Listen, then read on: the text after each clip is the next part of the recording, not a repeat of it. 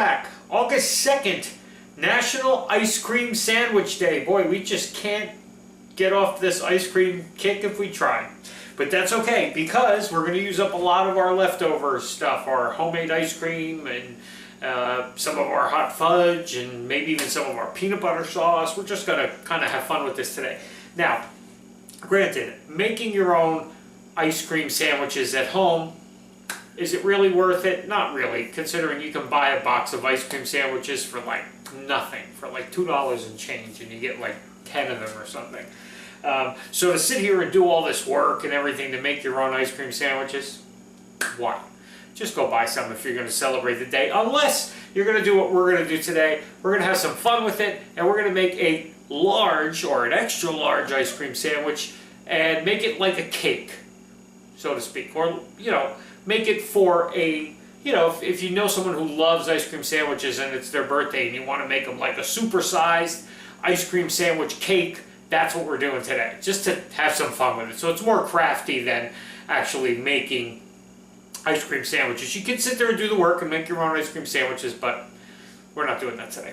Anyway, so it's just a handful of ingredients. The only real tool you're going to use is a loaf pan. Hopefully you have one that has a lip on it like this does, because we're going to use the lip of the pan to measure our cookie size, and then we're going to load up our ice cream inside the pan so it'll be a little thinner, so that way when we assemble the whole thing, it'll look like a sandwich and have that little bit of lip around the outside. Okay, so hopefully you have one that has both, but if not, it's okay, you can just measure it out. You need a loaf pan anyway just to press your ice cream into, because you're going to have to make like a thin square ice cream bar that's got to sit in between your cake layers, your cookie layers, okay? Anyway, let's get started today. This one's going to go by fast, alrighty? Start preheating your oven, 350, and be right back. The first thing you want to do is take 2 2/3 cup of all-purpose flour and 2/3 1/4 cup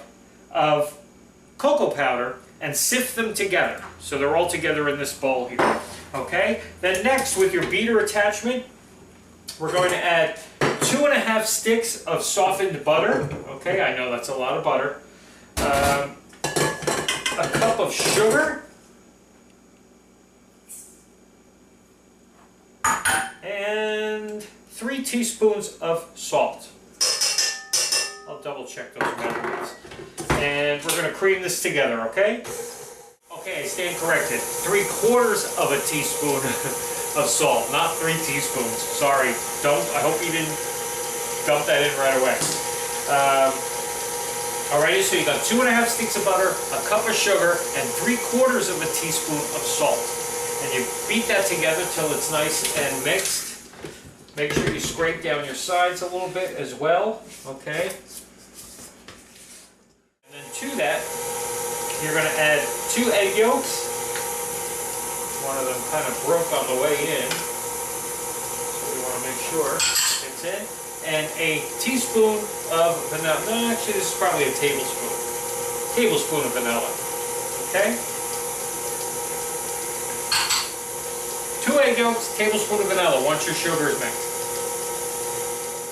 And once that's done and you scrape down the sides again, slowly add your flour and cocoa powder mixture to this mixture and just mix it in. Okay? A little at a time. Give it a chance to incorporate. Okay, and then what you get is like a regular cookie dough, okay? So what you want to do, I'm going to do it right on my parchment paper because I'm going to cut these shapes out and take the rest away, and that way I can just move this to a cookie sheet and just bake it rather than rolling it out and trying to lift it, and that's going to be a mess. So I'm just going to lightly flour my parchment just because when I roll this, it's probably going to stick. Now, you can do this like you do a cookie dough, that you can put it in the fridge, you know, take it out, roll it in a ball, put it in the fridge for about a ½ hour or so to firm it up. But we got to get going today. We got stuff to do besides this. As much fun as this is, sometimes you need to get it done, you know? Get her done. So I'm just going to take my dough out of here. and get this going, okay? A little flour on the rolling pin. We're just going to try to make this a uniform thickness, okay? So I use this rolling pin that has the guide on it, okay? A little floured on the pin so it don't stick, but as you can see, it's kind of really rolling out pretty easy without sticking to anything. Okay. Need more room here. There we go. That's better. All right, let me get this to an even thickness and I'll be right back. Okay, so now that's all rolled out. Make sure you got enough to do 2 because you need the top and the bottom. I'm going to put it upside down because, like I said, I want to use the lip of the pan to give me a little bit extra on the sides, so that way when we put our ice cream block in the middle, it'll kind of have it stick out a little bit. Okay, so I'm just basically going to run this along the sides here, and then just kind of mark where, because this one kind of has like a dome. It's got handles on the side that kind of go up, see? So I don't want that, I want it straight across. So I'm just going to mark where the pan ends and just cut it straight across. Okay, so that's what it's going to look like.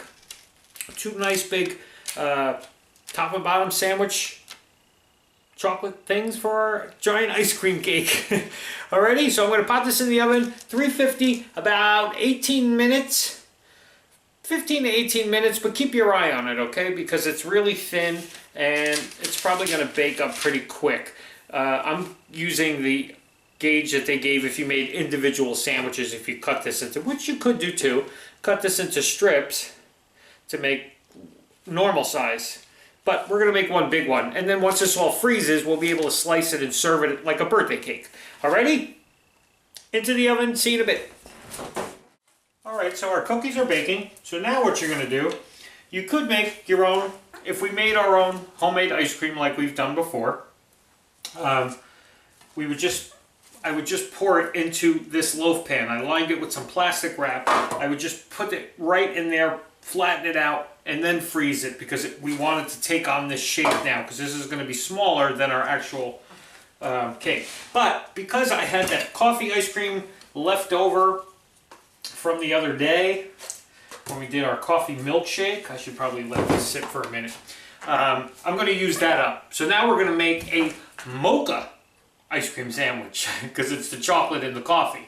Okay, I'm going to let this just thaw a little bit because it'll be easier to put into this thing. I'm going to load it into here, flatten it out nice and smooth, into the freezer, let it reharden, and then we'll be ready to have that be our filling for our giant ice cream sandwich when we assemble the whole thing. Alrighty, so that's what I'm doing with that. Stuff is baking. We'll see you later when we... Okay, so we put it together. We took our 2 cake layers and we put that coffee ice cream in the middle and made a huge log, and then parts of it broke and cracked, and hey, you try it, right? That's what we always do. But anyway, so what I did was I stuck it back in the freezer and froze that whole thing together, and this is what I got. See, a piece broke off over here, but that's okay. So it's kind of a homemade ice cream sandwich. It's still a sandwich because it has a top and a bottom, okay? And it's going to still be really good because it has this delicious coffee ice cream with the chocolate cake on top and bottom. And I figure, since we're going to hell anyway eating this, let's take some of that hot fudge that we made last week for Hot Fudge Sundae Day, and let's just drizzle that over the whole top of this thing. You know? Now that is an ice cream sandwich. It's a heck of a sandwich too. But let's just give it a try. See, now I thought that when the cookie part sat in the freezer, that it would soften up with the ice cream. You know, like an ice cream sandwich. You want that soft, cakey kind of top and bottom. But unfortunately, we got this hard, crunchy one. But that's okay. It's all going to be good anyway. And now with the hot fudge on it, it's really going to be good.